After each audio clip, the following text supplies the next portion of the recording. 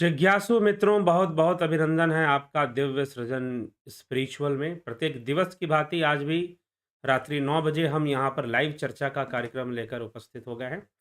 और आज का जो लाइव चर्चा का जो विषय है बहुत महत्वपूर्ण है कि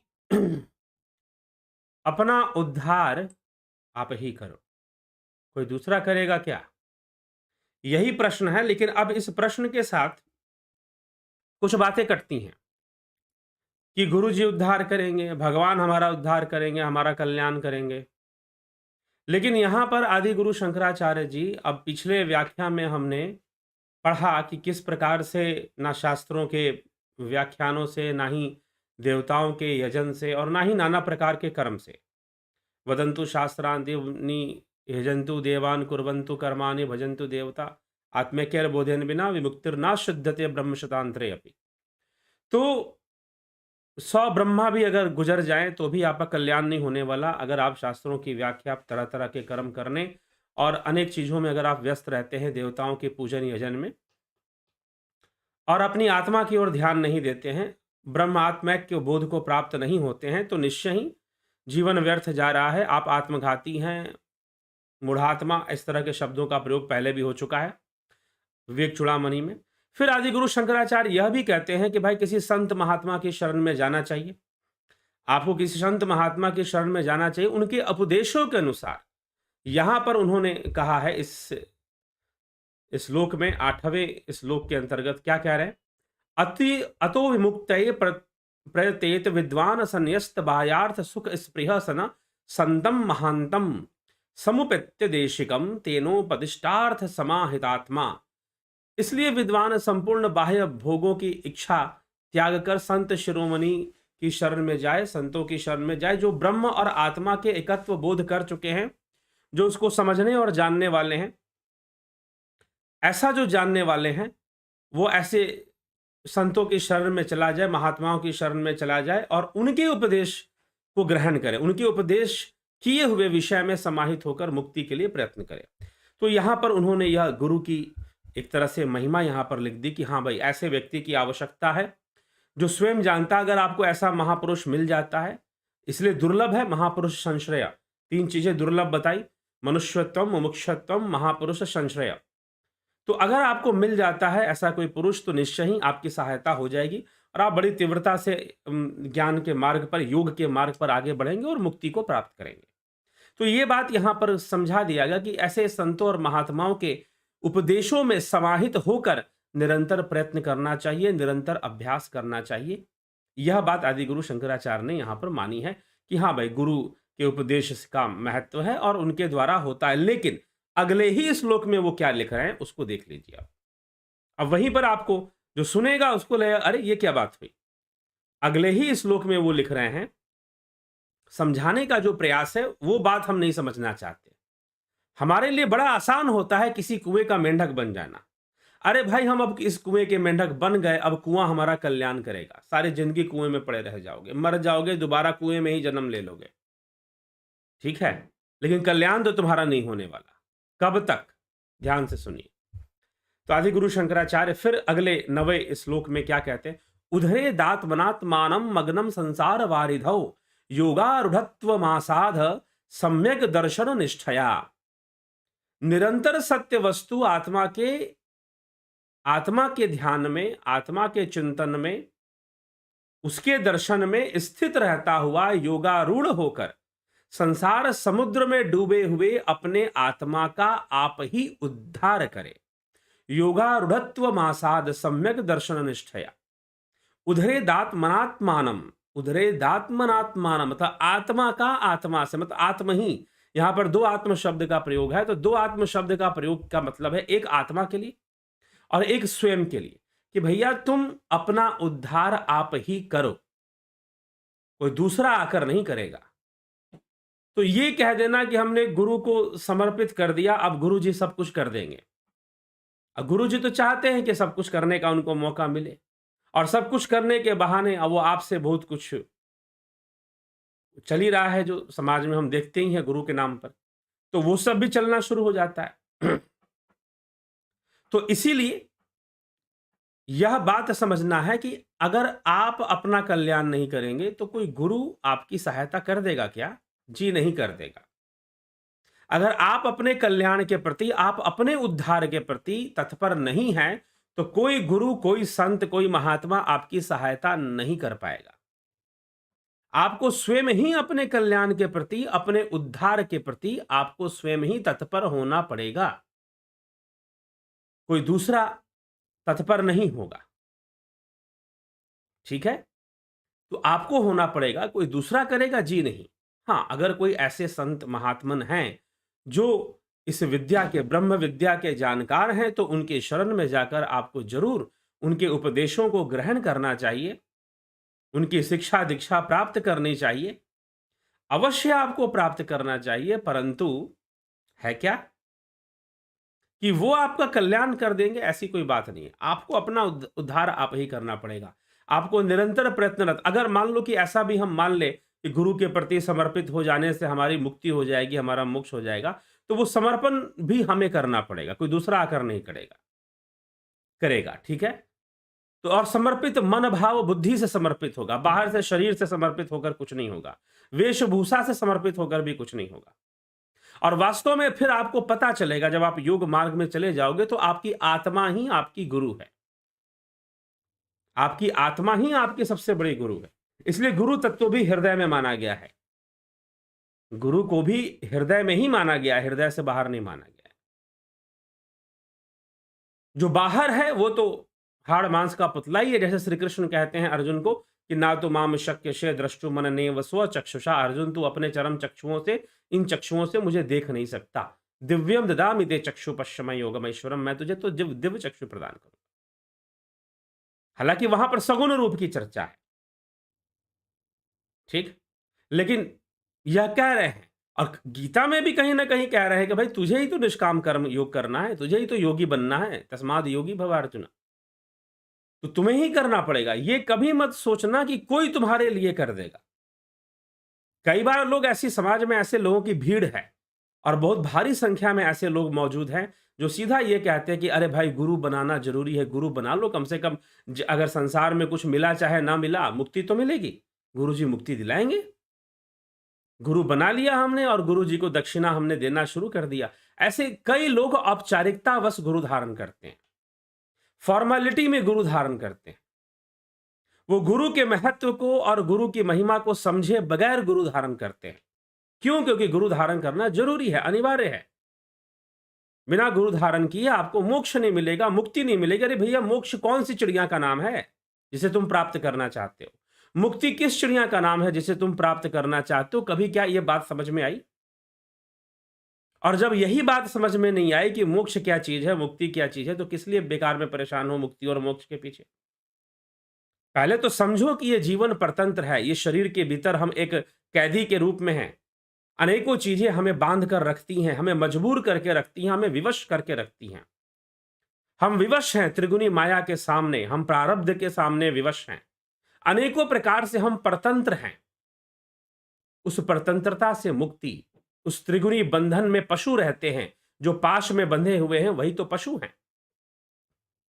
तो इस पशुवत जीवन का मतलब क्या है?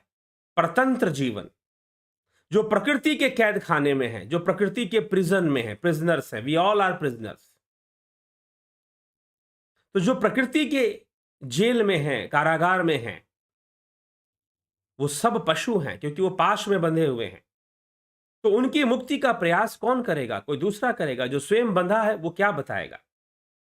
इसीलिए आवश्यकता है कि जब तक तुम्हारा अपना प्रयास नहीं है, कोई गुरु, बड़े से बड़ा गुरु क्यों ना आ जाए, साक्षात कृष्ण क्यों ना आ जाए, तुम्हारा कल्याण नहीं कर पाएंगे। साक्षात राम तुम्हारे सामने आ जाए, साक्षात आदि गुरु आ जाए तुम्हारे सामने, ठीक, साक्षात भगवान दत्तात्रेय आ जाए, साक्षात कपिल मुनि तुम्हारे सामने आ जाए, तुम्हारा कल्याण हो जाएगा ऐसी बात नहीं, तुम्हारा उद्धार हो जाएगा ऐसा नहीं है, तुम्हारा मोक्ष हो जाएगा ऐसा नहीं है। तुम करोगे, हाँ, किसी की प्रेरणा से, किसी के आशीर्वाद से आपको मार्ग मिल सकता है। आप कल्याण के मार्ग पर आ सकते हैं, आप उद्धार के मार्ग पर आ सकते हैं, लेकिन आप अपना उद्धार आप ही करेंगे। जब तक आपका कोई प्रयत्न नहीं है, जब तक आपका कोई प्रयास नहीं है, तो कोई गुरु, कोई कुछ भी नहीं कर पाएगा।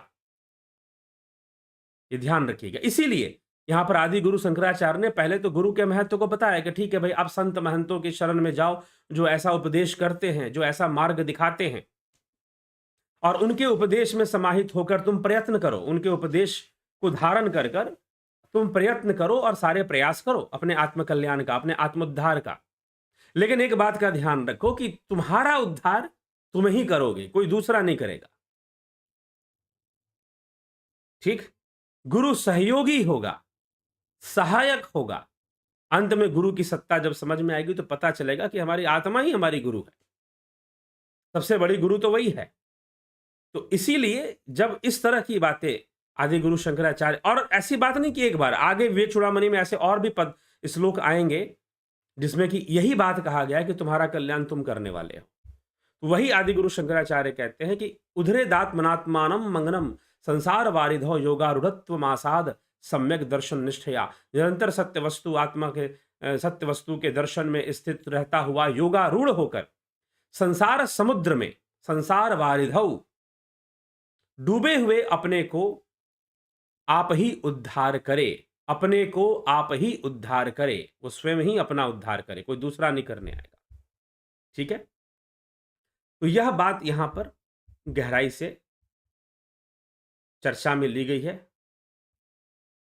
और हम अपना अपना कल्याण हम स्वयं ही कर पाएंगे, दूसरा कोई कर पाएगा ऐसा नहीं है।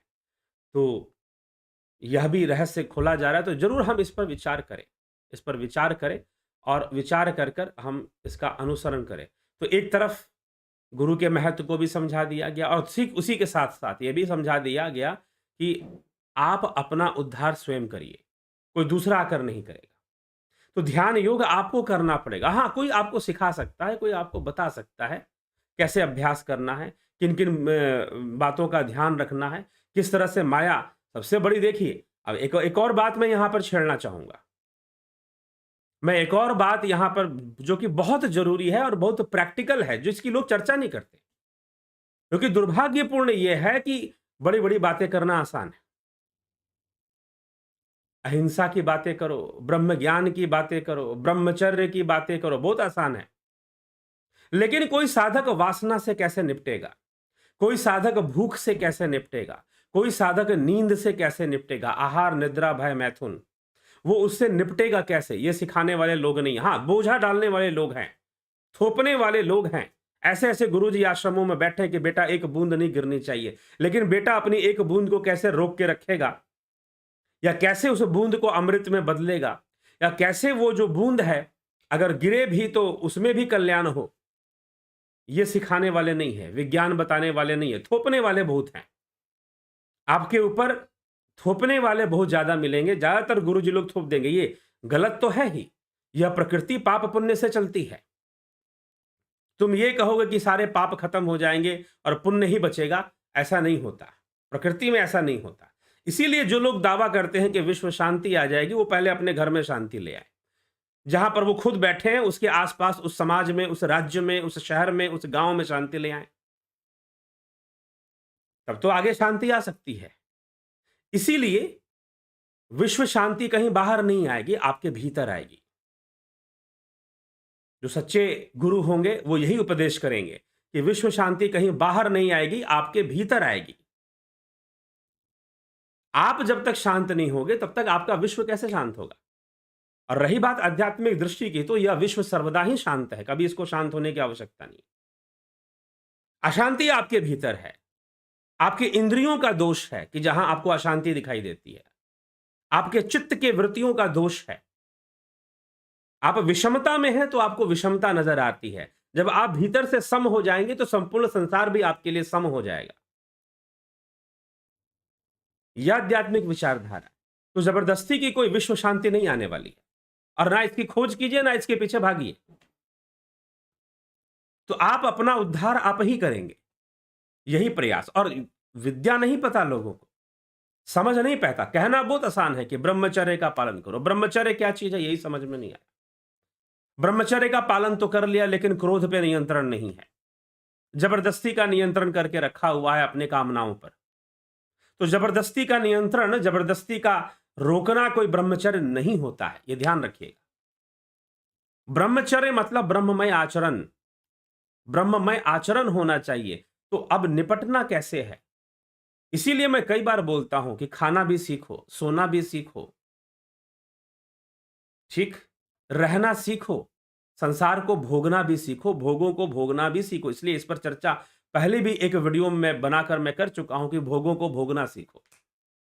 अगर आदमी ये काम सीख ले तो योग में सफलता निश्चय हो जाएगी, योग की ओर वो आसानी से सफल हो जाएगा। लेकिन जो समाज है और जो कई प्रकार के जो गुरुजी लोग हैं, वो थोपना बहुत आसानी से, किसी पर अंकुश लगाना वाणी के द्वारा, भाई ऐसे नहीं ऐसे, लेकिन बताओ तो ऐसे नहीं ऐसे कैसे होगा, सिखाओ तो कम से कम। इसलिए चर्चा सबकी होनी चाहिए।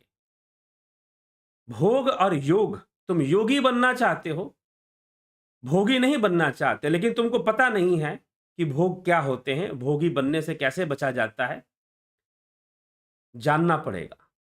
जिस वस्तु से बचना है उस वस्तु का संपूर्ण ज्ञान पहले होना चाहिए, नहीं तो जब वो बाधा बनकर आएगी समझ में नहीं आएगी आपके माथे के ऊपर कैसे हावी हो गई, आपके ऊपर कैसे हावी हो जाएगी आपको पता भी नहीं चलेगा,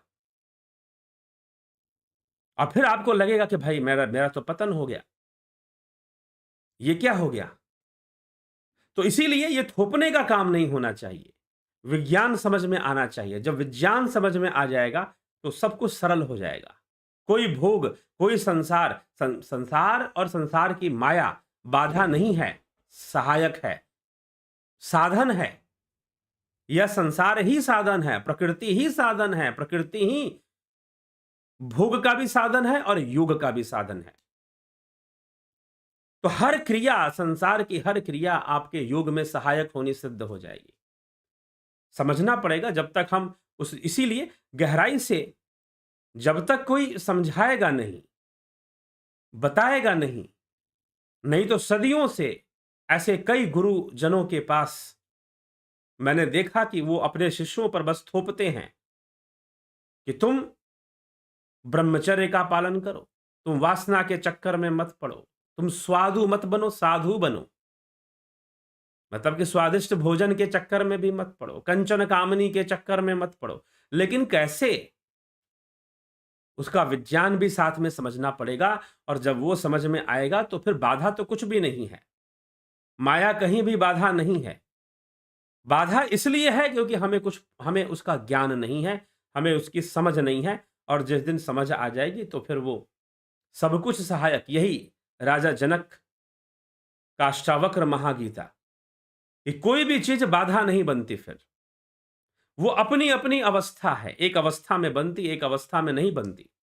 अपनी अवस्था को थोड़ा ऊंचा उठा दो, अपनी समझ को बढ़ा दो, ध्यान योग शुरू करो, तुम जैसे भी हो शुरू करो ध्यान योग, साधना शुरू करो, अपने आप मार्ग प्रशस्त होता जाएगा, चीजें समझ में आनी शुरू हो जाएंगी।